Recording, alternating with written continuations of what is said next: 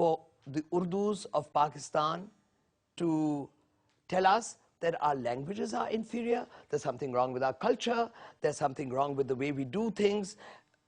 I am sick. At age 61, I'm sick of having to speak a language, deal in a language which is not my mother tongue. And for what? It's not an international language.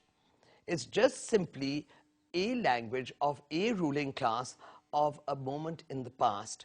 I'm sick of having to deal with Muhajir civil servant types and military types who make me feel as though my culture was in some way deficient, and they'll sort of do this and say feudal. Well, who is more feudal? Those of us who stand on a patch of land, or those who command corps, or those who build plazas, or those who take murabas, or those who grab plots? Who is more feudal? All right, let's switch gears. You have been quoted in the Park Tribune saying that reserved seats of women in parliament should be evolved into popular mandate under which women parliamentarians, instead of playing into the hands of different political groups, should perform an independent role. I absolutely stick by that. In fact, I have a lot to say on that. And I'm delighted. Isn't that a little strange, considering that I started out with one? Considering you did, and considering your colleagues still need it. All right. Now, not everybody has Jhang as a constituency. Okay. Now let me just go over this. It's like this. When I became a woman member on a reserved seat, I understood that if I want to pursue a career in politics, then I have to work with people, with communities, and come in through the front door like the guys. The issue is that we have now in this assembly 1/3, does it strike you that 1/3 of the National Assembly of Pakistan is nominees? 1/3. Where in heaven's name do you have a legislature with 1/3 nominees that is an effective legislature? And I'll say one thing more, and that is... So you disagree with the numbers, you don't disagree with the principle? I disagree with the notion that there should be different categories of representatives. All representatives should be the same. That is implicit in the nature of representation. You've gone on the record, let's switch gears, you've gone on the record and said about honor killing, you were quoted in The Guardian, you've said that honor killing cannot be tackled by the government, it is a societal issue. That sounds rather ominous, considering you've, obviously I hope, not given up hope on the government.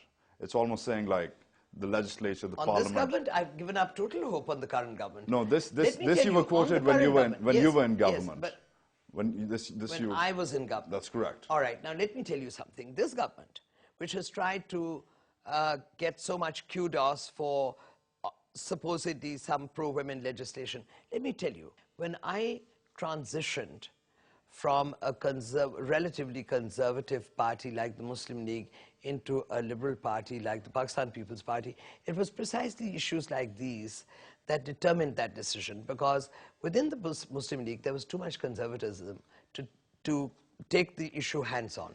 However, when a population minister goes on the record and says that honor killing is a societal problem, the government cannot tackle it head-on, don't you think that sounds disturbing? I still believe, you see, government and legislation is two different things.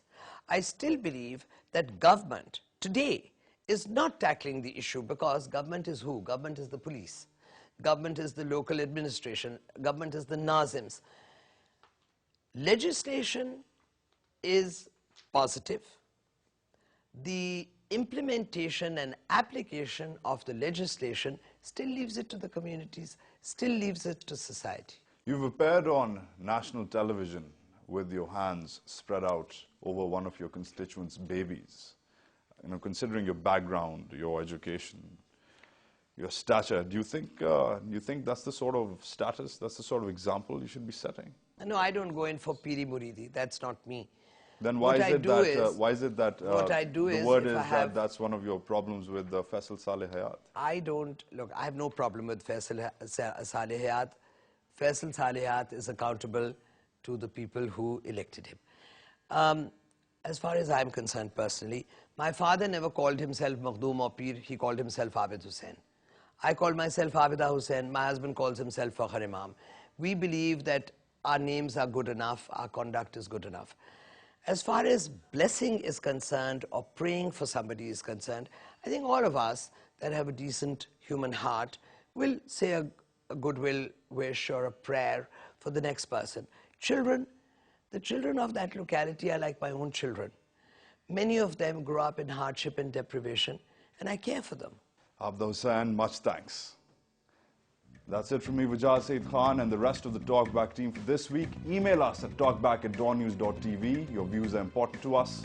Have a good night.